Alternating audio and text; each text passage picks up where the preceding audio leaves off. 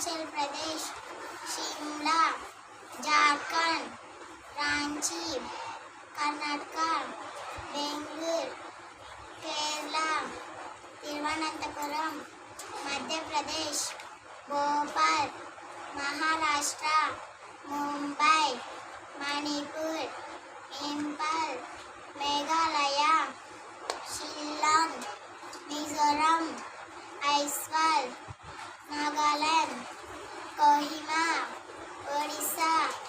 Bhubaneswar, Punjab, Chandigarh, Rajasthan, Jaipur,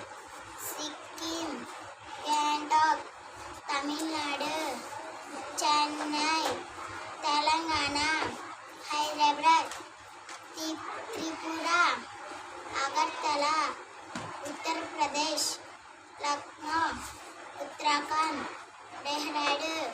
west Bengal, Kolkata.